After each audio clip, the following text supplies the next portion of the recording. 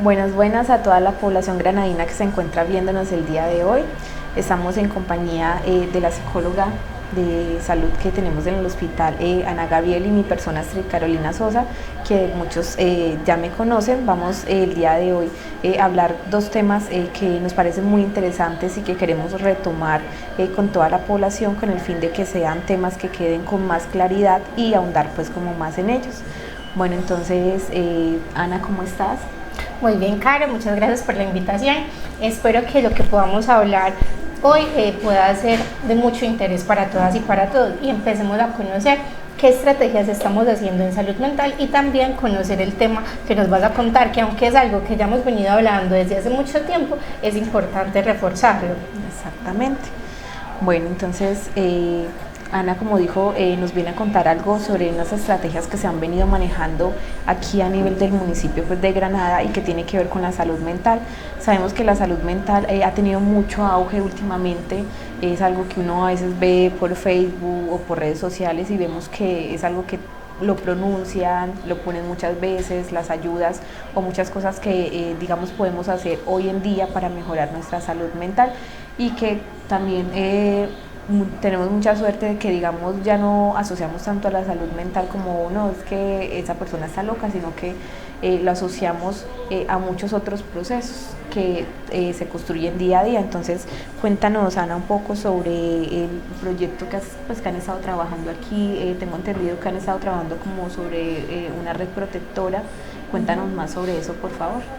Bueno, Caro, como lo estabas mencionando, es vital empezar a decir que la salud mental no tiene que ver con locura, ¿cierto? No tiene que ver con personas raras o personas que tienen comportamientos disfuncionales, sino que la salud mental primero parte de cada uno de nosotros. Todos tenemos emociones, pensamientos y sentimientos. ¿Y qué pasa? En algunos momentos tenemos unas alteraciones. Cuando yo tengo una alteración muy marcada, es decir, todos tenemos tristeza. Pero si yo tengo una tristeza muy amplia y esa tristeza está empezando a afectarme mi trabajo, mi relación con mis amigos, con mis amigas, ahí yo ya empiezo a decir, bueno, acá puede estar pasando algo más serio. ¿Y quién debe ser la persona que me acompañe y me asesore? Un psicólogo, un psiquiatra que me pueda dar un diagnóstico efectivo, ¿cierto? Pero entonces la salud mental, todas las personas lo tenemos. ¿Quiénes tenemos afectaciones en nuestra salud mental?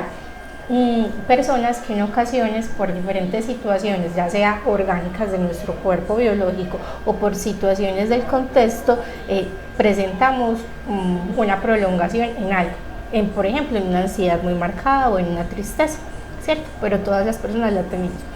En el municipio estamos conformando una red protectora. ¿Para qué? Para que hablemos de temas de salud mental más personas y que no sea un tema que solamente maneja la psicóloga, el psicólogo, el médico o el psiquiatra, sino que sean más personas que digamos, bueno, vamos a estar un poquito más capacitados para poderle dar una orientación pertinente a las personas. ¿Quiénes han hecho parte de esta red protectora? Han hecho parte docentes de las escuelas rurales, comunidad del casco urbano. ¿Con cuál objetivo? Con el objetivo de trabajar temas sobre el involucramiento parental, la resiliencia, estrategias de contención emocional, cómo podemos nosotros desde mi rol acompañar a otra persona y decir, vos tenés como que consultar, ¿cierto?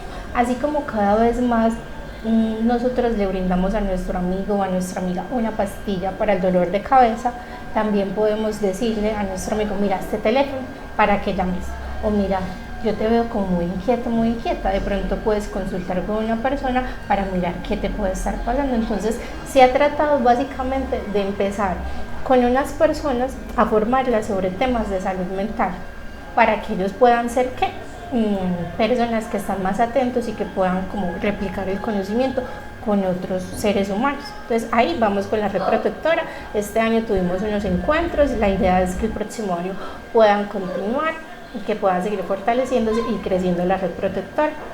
Eso me hace recordar, no sé, mucho cuando estás hablando pues de es como darle esos primeros pasos para que esas personas ayuden, no sé si tiene que ver, hoy en día también hemos escuchado mucho el tema de algo que se conoce como los primeros auxilios, ¿verdad? Los primeros auxilios son acciones que desde la parte de la salud lo pueden realizar personas del común, o sea, personas desde la parte comunitaria que no son ni enfermeras, ni auxiliares, ni médicos. En la parte de la salud mental, eso que se le enseña a esa red protectora es como eso, como esos primeros auxilios que ellos pueden brindar de pronto a las personas que de pronto uno reconoce o ve que necesitan como ese apoyo emocional o como esa ayuda. Sí, es que pedir ayuda en nuestra salud mental es un tabú, pues o sea, es algo que no estamos acostumbrados a hacer porque cuando una persona llora, yo lo que hago es decirle, no llores o ya vas a estar bien, pero no le permito que la persona me cuente qué le está pasando, ¿cierto? No le digo como, venga, yo escucho su problema para poder identificar si es un problema que tiene que ver con comisaría o tiene que ver con infraestructura, ¿cierto? Yo lo que hago es silenciar a la persona. Y nosotros estamos en una cultura en la que constantemente silenciamos las cosas. Yo no hablo de lo que a mí me duele, yo no hablo de lo que a mí me preocupa. ¿Y qué es trabajar nuestra salud mental? Generalmente hablar de cosas que a veces no estamos acostumbrados a trabajar y a tocar. Entonces es formar a esas personas para que puedan saber, bueno, así como tú lo estás diciendo, hay unas formas básicas como nosotros podemos brindar esa primera ayuda cuando hablamos de primeros auxilios psicológicos, ¿cierto? Que se trata, por ejemplo, de hacer como una contención en crisis, de cuando esa persona está descompensada porque hubo una situación X o Y que la persona le pueda brindar un acompañamiento, ¿cierto?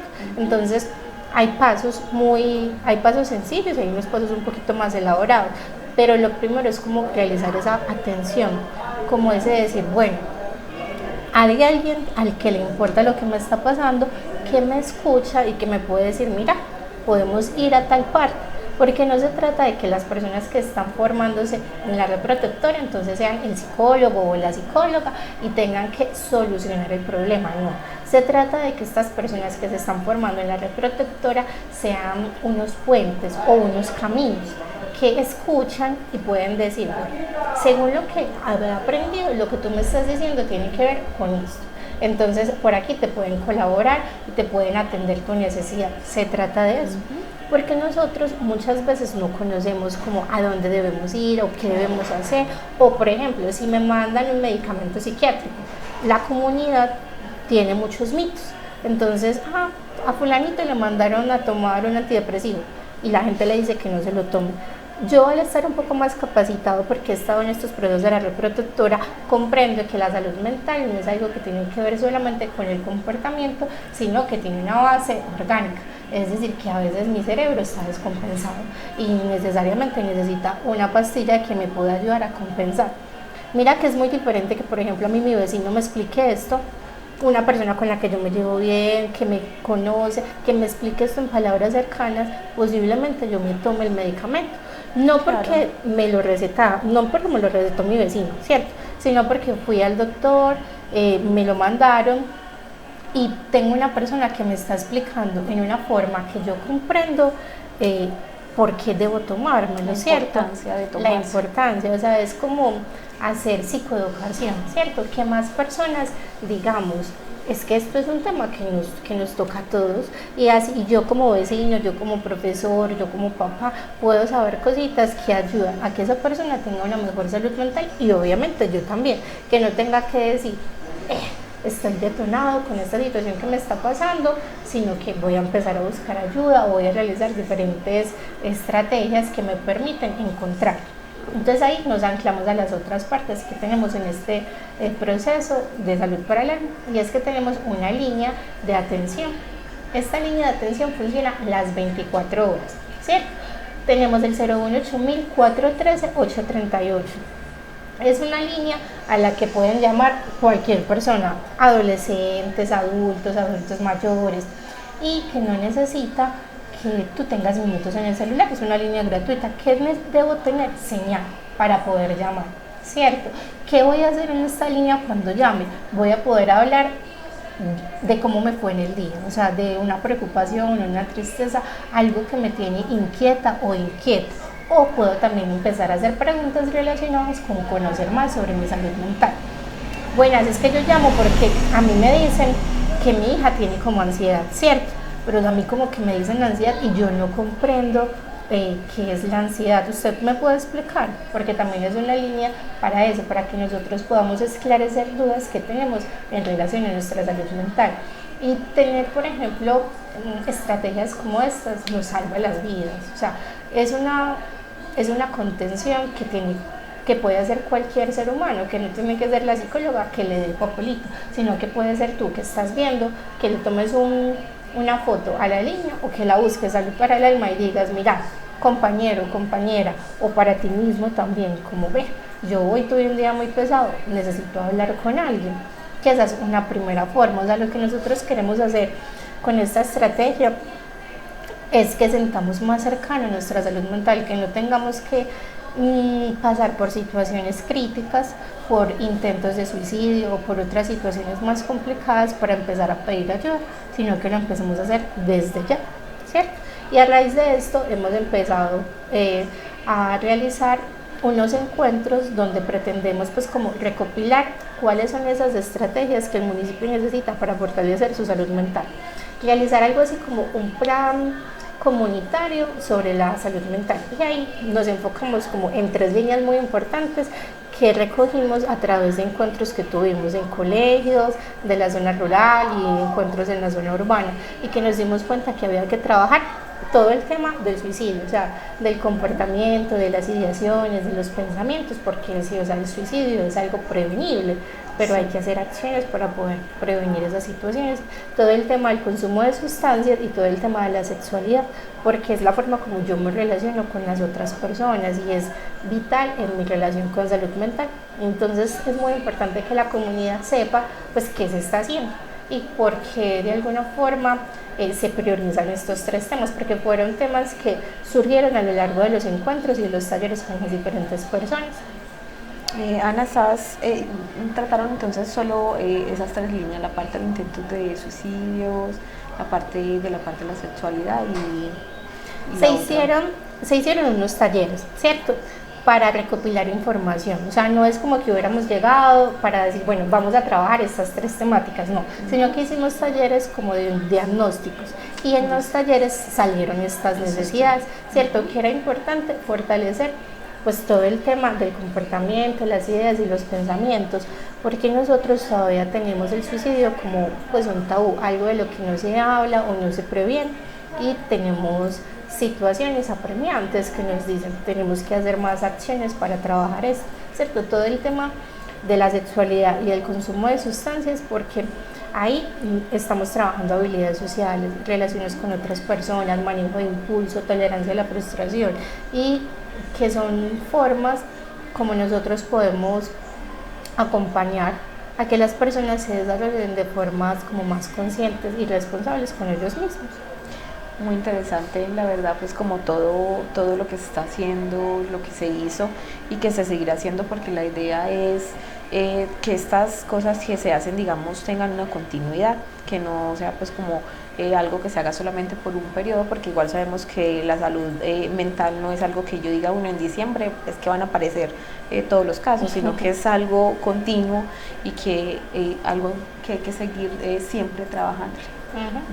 Muchas gracias por la información que nos trajiste el día de hoy, la verdad es muy interesante y es bueno que comencemos cada día a ahondar más y comencemos a quitar de pronto muchos tabús que se vienen de pronto teniendo, que pensaríamos que en pleno siglo pues XXI de pronto no existen, pero sabemos que todavía hay tabús referente a la parte de la salud mental, la parte que comentaste pues de las líneas de atención, que las líneas comunitarias que están trabajando, por ejemplo, de los intentos de suicidios, que sé que muchas veces todavía lo relacionamos, es que quiere llamar la atención, es que no lo va a hacer, solamente está molestando, o la parte de la sexualidad que todavía también se tienen muchos tabús referente a la parte de la sexualidad y de pronto cometemos el error a veces como educadores o como padres o como familiares de pronto de no educar a nuestros jóvenes, a nuestros adolescentes sobre la parte sexual desde un ángulo ni morboso ni perverso, sino desde una parte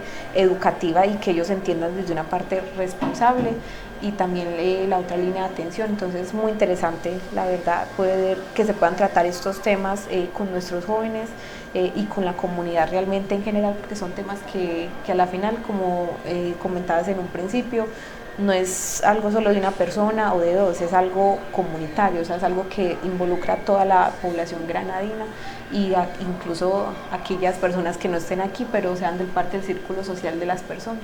Claro, y es que, pues, por ejemplo, la estrategia de la línea no es algo que está pasando solamente acá en el municipio de Granada, sino que es algo que pasa, pues, como a nivel del departamento.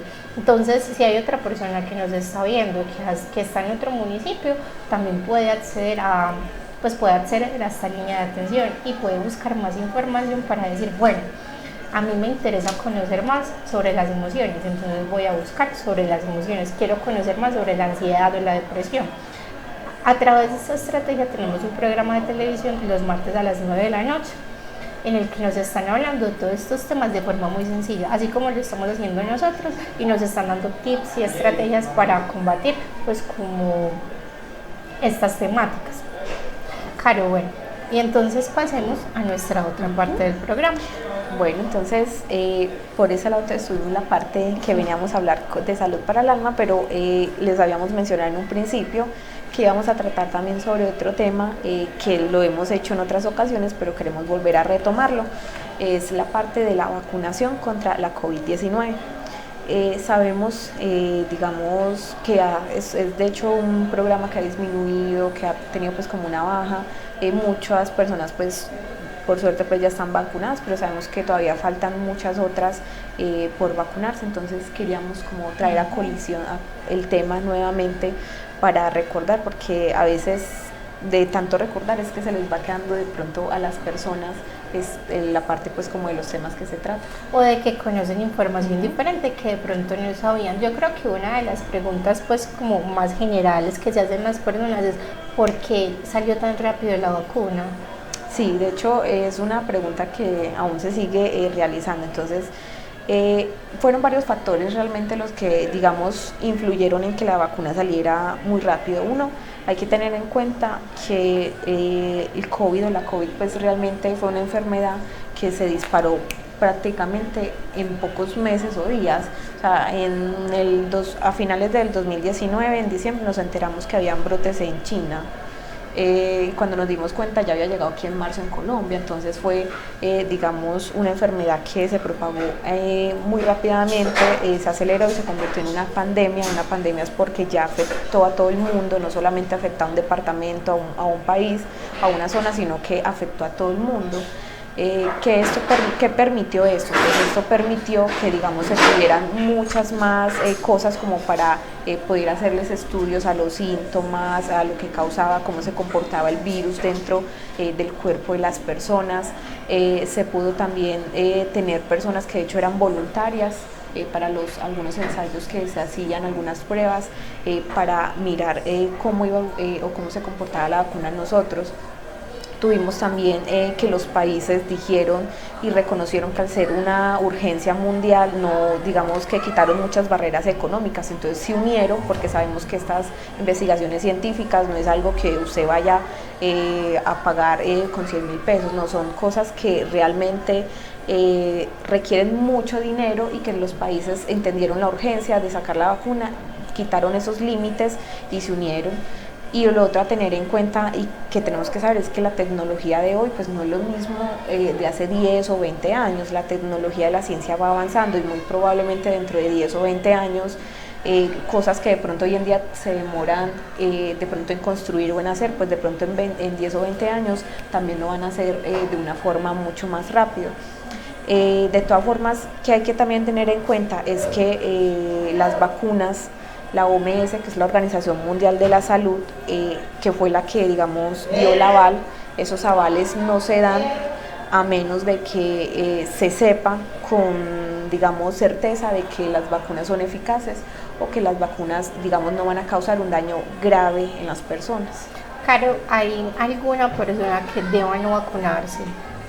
Bueno, en este momento realmente las únicas personas que estarían, digamos, como con excepciones o contraindicadas son aquellas personas que cuando se vacunaron tuvieron alguna reacción grave, que entre las reacciones sabemos que hay varias reacciones pues que pueden producir las vacunas, la mayoría de ellas son leves o moderadas, que son que la fiebre, el dolor en el sitio donde me vacunaron, diarrea, fatiga, dolores musculares, dolores de cabeza.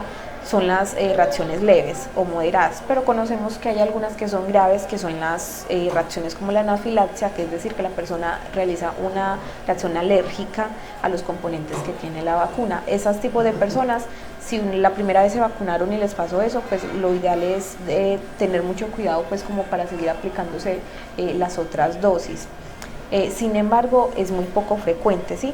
Por eso comentamos pues de que está avalada para usar en los seres humanos, es porque es muy poco frecuente que cause una reacción grave, pero hay que tener en cuenta que así como la vacuna pues a alguien le puede causar algo grave, muchas de las cosas que de hecho consumimos hoy en día pueden producir eso, los medicamentos que usamos para la presión, para el azúcar, otras tipos de vacunitas que tenemos, productos que de hecho a veces usamos en la parte de cosméticos, sabemos que hay personas que han hecho alguna reacción alérgica, entonces creo que hay que quitar de pronto un poquito pues como el miedo en esa parte como de que es que la vacuna COVID causa muchas cosas, que pues realmente muchas otras cosas también lo causan, sino que a veces no las identificamos. Las mujeres embarazadas también se pueden vacunar. Sí, las mujeres embarazadas, luego de hacernos unos estudios también, porque inicialmente cuando se inició la vacunación salió solamente, digamos, para los mayores de 18 años y sin que estuvieran en estado de gestación ni lactando. Después de hacer unos estudios, ya se determinó que las mujeres en embarazo también se podían vacunar y que no producían ningún tipo de daño ni a la madre ni al feto, es decir, no producía ni anormalidades, ni deformidades, no le iba a producir a la mamá que se le adelantara el parto. De hecho, se recomienda mucho la vacunación a nivel de las mujeres embarazadas, porque se ha visto que a raíz de cuando se disparó la pandemia, las mujeres embarazadas de hecho corren un riesgo alto porque tienen la inmunidad baja, debido pues como a todo el proceso de la gestación. Y se dispararon mucho los números de lo que es la mortalidad y la morbilidad materna. ¿Qué es eso? La mortalidad son el número de muertes de las maternas y la morbilidad son el número de esas maternas que estuvieron a punto de fallecer por algo que les haya pasado en el momento del parto, pero que no fallecieron, ¿verdad? Pero eso se disparó y los estudios pues realmente mostraron que la mayoría eran gestantes que no estaban vacunadas. Entonces es por eso que es muy importante la vacunación en las gestantes. Las que estén lactando también se pueden colocar la vacuna, no va a influir en nada pues en la parte pues como de la lactancia, ni le va a hacer daño al bebé. ¿Qué beneficios tiene que una persona se vacune? Bueno, primeramente el beneficio que más tiene pues como toda esa parte de la vacunación COVID es generar una inmunidad, ¿sí? Tenemos que tener en cuenta, hay personas que generan de pronto una inmunidad cuando se enferman de la COVID, que es la llamada inmunidad natural, pero no sucede con todas las personas y muchas veces tampoco es una inmunidad muy alta. Es por eso que siempre se recomienda que aunque me haya dado ya la enfermedad, yo me vacune. Esta inmunidad que se genera nos va a ayudar a combatir el virus, porque otra cosa de tener en cuenta es que el hecho que yo esté vacunado no significa que a mí no me vaya a dar o que me vaya a infectar de la COVID-19 o que no vaya a transmitir la enfermedad a otros. Es como la gripa, sabemos que existe la vacuna de la influenza y muchos no la colocamos y aún así a veces nos da gripa, pero ¿cuál es la diferencia a veces entre las personas que se la colocan y no? Es cómo se comporta en mi cuerpo, qué tan fuerte me da y qué reacciones tengo. Es lo mismo que se buscaba con la vacuna, o sea, con la vacuna no se buscaba erradicarla o eliminarla de todo, no, lo que se busca es disminuir todas esas cosas que ella puede ocasionar, es decir, disminuir que si yo me infecto de la COVID-19, que a mí me lleve a los síntomas graves o que me lleve a estar en una UCI o a fallecer. Eso es lo que se buscaba con ella. Ok, los niños y los adolescentes, ¿desde qué edad se pueden vacunar? Bueno, nuestros niños y adolescentes también ya entran en el plan de vacunación de COVID. Hay unos biológicos destinados para esta población, los menores de 18 años, de 12 a 17 años, la vacuna o el biológico preferible para ellos es Pfizer y Moderna, ¿sí? Y para nuestros niños más pequeñitos, que son de los 3 años hasta los 11 años, la vacuna recomendable para ellos es la vacuna de la Sinovac. Recordemos que hay muchos biológicos disponibles, está Sinovac, está Pfizer, está Janssen, está AstraZeneca, está la Moderna, todas, la mayoría vienen de 2 dosis, la única que es unidosis es la vacuna pues, de Janssen. Sin embargo, se recomienda que cuando completemos esquemas tengamos nuestras dosis de refuerzo, porque digamos que la inmunidad comienza a disminuir un poquito como a nivel de nuestro organismo 6 meses como después de haber completado nuestro esquema de vacunación. Es por eso que se recomienda que después de digamos de su segunda dosis o de haberse colocado la de Janssen 4 meses después nos coloquemos nuestro refuerzo y nuevamente otros 4 meses después nos colocamos nuestro segundo refuerzo. En ese momento el esquema de vacunación está conformado por primera, segunda dosis o dosis única y 2 refuerzos adicionales. Refuerzo de la vacuna y ya de 4 meses después. Primera dosis, la segunda dosis, ¿sí? Primer refuerzo y luego nuestro segundo refuerzo. Ok. Con 4 meses de diferencia. Los refuerzos con 4 meses de diferencia. Y la primera y la segunda dosis dependiendo del biológico. Si es Pfizer está a 21 días. Las otras, sí, a los 28 días nos colocamos nuestra segunda dosis. Okay. Bueno, y ya pues también como para traer una invitación. La de mañana. Sí, traer una invitación a las personas y es decirles pues que el 17 pues, el 17 sí, de diciembre, digamos que estamos con la última campaña que se va a realizar este año, de este año, listo, no es de que se vaya a acabar la vacunación. Es solamente la última campaña que se va a realizar este año. A partir del año pasado, de hecho, estamos en campañas de intensificación con lo que se conoce con las vacunas de la rubiola y sarampión y papera, porque se está buscando en el país, de hecho, que esta enfermedad quede erradicada, como ya se ha logrado en otros países. Vamos a estar pues como digamos haciendo énfasis sobre todo en esas vacunas en los menores de 5 años que todavía necesiten sus refuerzos o que tengan 5 años y no hayan completado los esquemas de vacunación anteriormente. Y también invitamos a los padres y a las niñas de 9 y 17 años que se coloquen la vacuna del VPH. Recuerden que la vacuna del VPH es la única vacuna que se tiene hasta el momento que nos puede dar protección contra el virus del papiloma humano, que el virus del papiloma humano es el causante del cáncer de cuello uterino, que es un cáncer que solo afecta a nosotras las mujeres y que es muy común. Y es una enfermedad que es silenciosa, o sea, muchas veces cuando la persona ya presenta síntomas son mujeres que ya tienen un cáncer avanzado, donde no les voy a decir pues que no hay nada que hacer porque sí se puede hacer, pero la probabilidad de que esa persona digamos se salve obviamente es muy baja a comparación de que la persona hubiera tenido cuidados o prevención con digamos mecanismos que se tienen como lo es la vacuna y como lo es la tamización mediante la citología de cuando algo se descubre pues a tiempo. Y claramente pues invitar a que si no nos hemos vacunado, si queremos colocar nuestras dosis de refuerzo, queremos completar esquemas de vacunación, nos podemos acercar. En este momento tenemos biológicos disponibles para la COVID-19. Recuerden también pues unas recomendaciones generales. Sé que en ese momento ya no usamos pues la parte pues como del tapabocas, pero sí se recomienda que sigamos con algunas medidas, por ejemplo el lavado de las manos. No podemos dejar de tener mucho cuidado con el lavado de nuestras manos, y cuando estemos enfermos, o sea cuando tengamos gripa, lo recomendable es que la persona que sí tenga gripa use el tapabocas. Para las padres también, cuando nuestros niños, nuestras niñas tengan gripa, lo recomendable es no mandarlos a los colegios, ni al CDI, ni a las instituciones, pues a la guardería donde los mandan, hasta que ellos no se encuentren recuperados, porque muchas veces así es como se contagian estas enfermedades gripales o enfermedades respiratorias. Bueno, no, eso era pues como lo que queríamos hablarles el día de hoy. Esperamos pues que haya sido del agrado de todas las personas. Recuerden que si desean más información pueden acercarse pues a la ESE Hospital Padre Clemente Giraldo. Con mucho gusto allá se les estará brindando la información que ustedes requieran y gracias pues por habernos visto.